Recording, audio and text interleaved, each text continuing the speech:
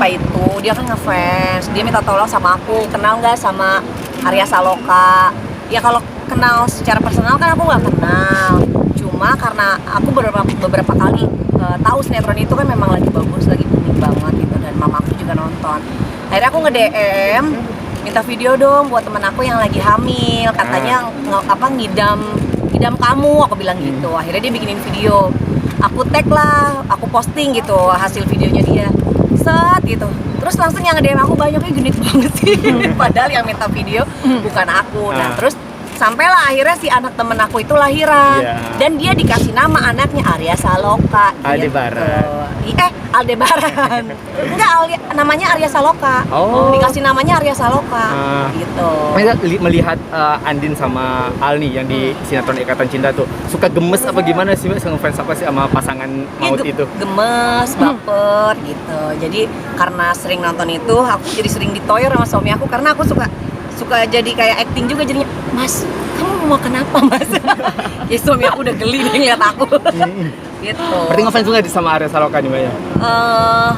Ya maksudnya aku suka dengan ceritanya, aku suka juga mereka bisa memerankan peran itu dengan baik sampai bener-bener aku aja ya maksudnya kan di keseharian aku tahu proses syuting kayak gimana sampai aku akhirnya baper gitu. Kok mereka dapet banget sih chemistry-nya gitu, kok mereka ini tuh kayak real life kehidupan aja memang ada yang kayak gitu, dan banyak suami yang kaku banget gitu kayak si Mas Aldebaran itu. Oke, Mbak Vega, untuk 2020 ini kan akan berakhir, mungkin ada hal yang belum tercapai nggak hingga saat ini? Hal yang belum tercapai apa ya? Ya mungkin aku di hidup tuh memang orangnya tuh yang ngalir aja ya. Memang menurut aku kayak kalau harapan terus target itu pasti selalu ada gitu. Tapi biasanya aku jalanin, dan biasanya tuh apa ya? Aku tuh nggak terlalu banyak kalau misalnya karir ya. Kalau karir tuh aku mungkin nggak terlalu banyak harapan karena aku pengennya setiap karir tuh aku fokus gitu terhadap, misalnya nih aku lagi jadi host di acara musik dangdut, jadi aku fokusin ke situ. Nah, jadi kalau misalnya ditanya apa yang belum tercapai ya mungkin banyak lah gitu, karena kan ya kita nggak boleh puas dengan apa yang udah kita peroleh, tapi juga tetap aku bersyukur dengan apa yang udah aku dapat. Planning untuk 2021 udah ada kebayang gitu yang akan dilakukan apa aja?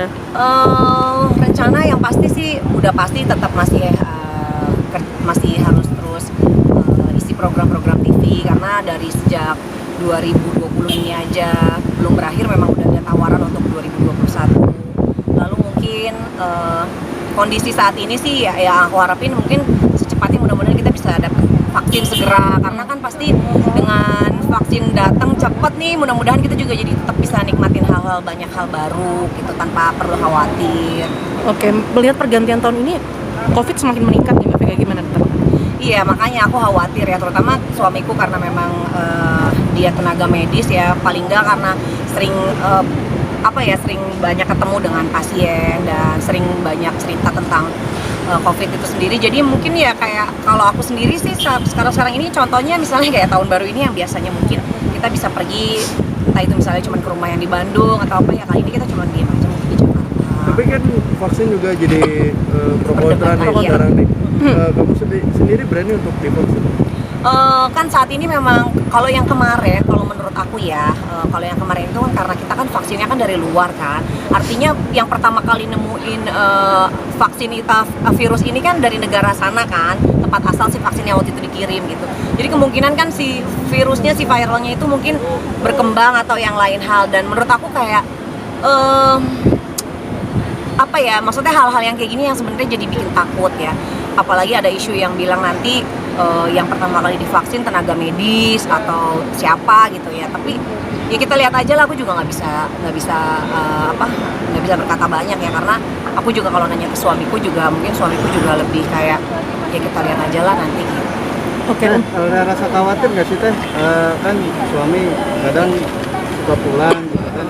Artinya sering mengingatkannya seperti apa Teh? Khawatir, berapa kali kan juga dia pasti nemuin kasus yang COVID ya, apalagi kan memang suamiku kan dokter radiologi, jadi kalau misalnya ronsen pasien untuk kasus orang yang terkena COVID itu khas gitu, itunya hasil ronsennya khas gitu. Biasanya ya dia begitu ada pasien yang udah pasti nih ini salah satu gejala COVID ini, terus biasanya pasiennya dirujuk, nah itu langsung suamiku pasti dia swab gitu. Tapi sejauh ini sebagai seorang istri nih, wejangan apa sih teh yang sering nggak bakalan untuk dilupain mengingatkan suami gitu? Ya aku ya udah pasti sih, mungkin dia udah lebih paham ya, karena kan pasti kalau kerja juga pakai APD yang lengkap gitu, dan cuci tangan juga sering, swab juga dia mungkin lebih sering gitu. Aku juga punya pekerjaan yang istilahnya ketemu banyak orang yang kita nggak pernah tahu nih dia carrier atau ini bener-bener orang yang pasien yang COVID atau gimana. Jadi yang paling penting sih kalau menurut aku ya itu tadi, yang disiplin, tetap 3M protokol kesehatan itu.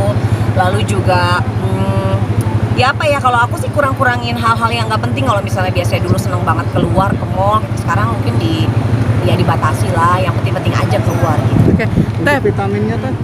Vitamin C